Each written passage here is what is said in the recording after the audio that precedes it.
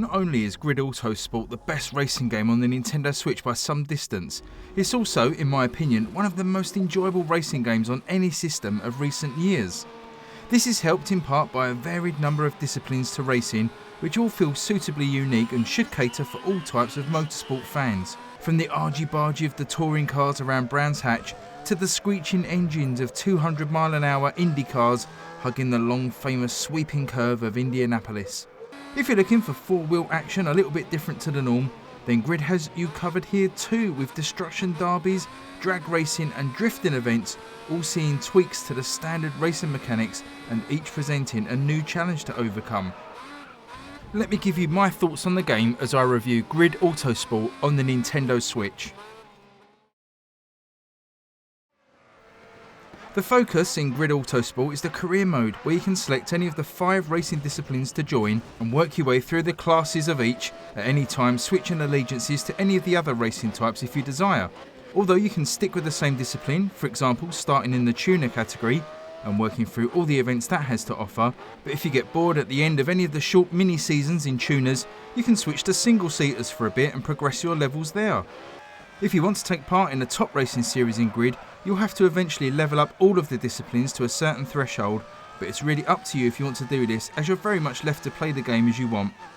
The performance on the Switch is nothing short of incredible, thanks to the diligent work by developers Feral Interactive, who have a long history of porting large games from PC to Mac, before also moving them to mobile platforms, actually porting Grid Autosport to iPhones to everyone's surprise a few years ago.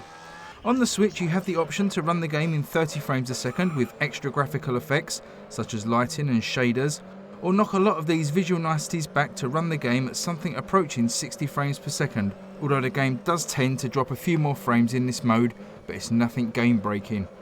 Both performance modes run at 1080p docked and 720p handheld, with the latter also getting the optional energy saver mode, which knocks back the visuals a little further and runs in 30 frames a second to prolong the battery life when playing. These choices are indicative of the game as a whole, with the ability to customise much of the game options, most notably with the controls, which offer options for single Joy-Con, motion controls and the option to use a GameCube controller, all in addition to the standard Pro Controller option. The official GameCube controller will offer analog braking and acceleration, although this can also be mapped to the right stick of any other controller if you want to. A control scheme reminiscent of the original Gran Turismo on the PlayStation 1. For those wondering, using ZL and ZR to brake and accelerate respectively is perfectly fine, and whilst analog controls are the ideal way to play any racing game, you soon compensate quickly, and if you're struggling, there are options to turn on traction control and ABS, which should lend a hand. On track, the AI is excellent. Opponents feel very real as they respect your position, but don't give up theirs easily, subtly shifting on the racing line to hold you off. They're an exciting field to race against. Even when chasing cars down, you never quite know what's going to happen, as AI cars can easily make organic looking mistakes and get sideways in corners, or even run off the track completely, spin or flip over. I'd put the AI in this game up there as one of the better examples in modern racing games, and races are an absolute joy to partake in. The AI are all you'll have to race against for a little while, as the game ships without any multiplayer component, although Feral Interactive have confirmed a free update will be coming down the line to offer both local and online racing with other human players, which hopefully will prove to be superb given the quality of the rest of the title here. There is so much to love about this game that in graphics mode it's one of the nicest looking Switch games you can showcase, even before you download and apply the optional and free high definition graphics pack. The sound effects, including different engine noises for each of the cars, are spectacularly good, with crackles and pops of backfire as you rev through the gears, and the lovely way the trackside announcer reacts to the action on track, excitedly shouting about crashes and overtakes through a distant tannoy system if you listen carefully.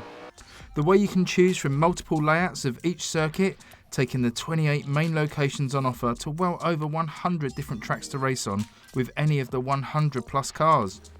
The impressive number of cars and tracks is boosted by all the included DLC from the history of the game, which is bundled in with a one-off price here, which is just under £30 and $35, and whilst not quite AAA territory, is more than your average top indie game. But if you have any interest in motorsport, it's a small price to pay for having the system's first simulation-style racing game and supporting a development team that have poured heart and soul into this port and have tried to give us everything we'd want from such a title.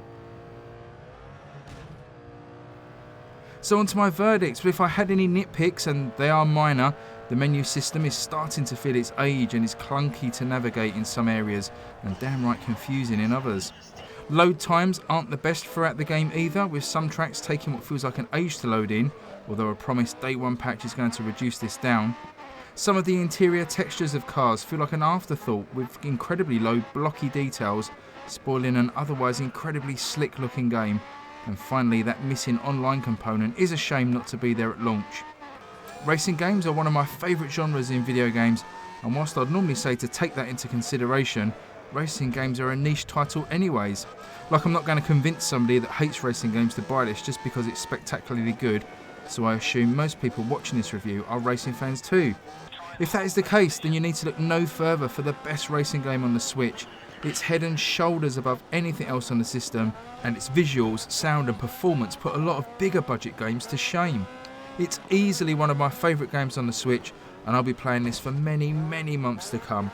Tiny niggles aside, I'm going to be giving Grid Autosport on the Nintendo Switch a 9 out of 10, and I promise to revisit this review once the multiplayer element hits to see if that score can be adjusted upwards at that point. Thank you all so much for watching this review. I have a ton of Grid Autosport gameplay and information on the channel, so be sure to check that out, and also please subscribe and like this video if you feel so inclined, and I'd really appreciate that.